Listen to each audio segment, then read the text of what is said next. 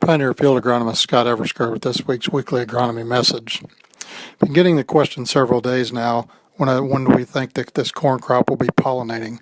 I think everyone understands a short period of time. We planted a whole lot of corn around that last week of April, first week of May, and what are our projections for pollination.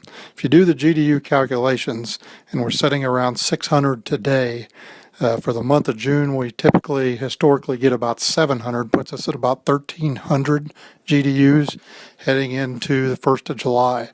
A lot of the 111, 112, 114 day hybrids we're using today on a GDU to silk basis require about 1,400 GDUs. So you can see that at the end of June we'll be sitting around 1,300, and we're going to need about 1,400 to get to silking. So it's pretty clear that first week of July, second week of July is going to be a pretty important week for where this corn crop is going to be at.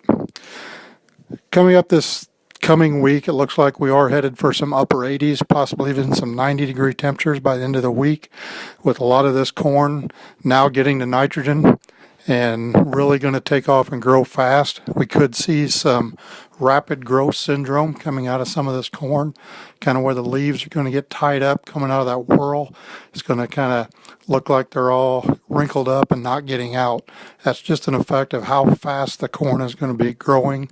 99% of the time the corn grows out of that and is fine. If you got any questions, for sure get a hold of us and somebody will come out and take a look at it. Some of the smaller corn, what we're seeing now with a lot of water it's had, is this corn struggling a little bit. Even had a few growers say it looks like it's going backwards. In a lot of these cases in that V2, V3, V4 corn, it's really switching over to its primary root system. When that happens and you're under stress, like a lot of that corn is, from excessive water and maybe even cool temperatures in some cases, the corn just takes a little bit to get to that primary root system and get it going. So once we can dry out and get a little bit of good heat and some very good sunshine, definitely expect that corn to turn around and take off.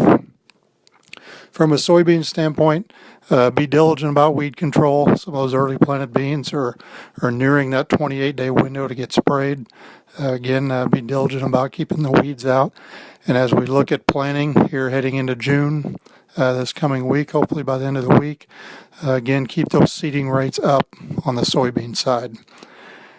From a wheat standpoint, kind of the last note, are seeing a few white heads show up in some fields, knowing that we did get infection of Fusarium head scab. Nothing bad yet, but it's probably a little early to tell. We'll know a lot more in the next, really in the next 10 to 14 days how bad the scab is going to get. As always, if you got any questions, please contact your local Pioneer sales rep. Thanks.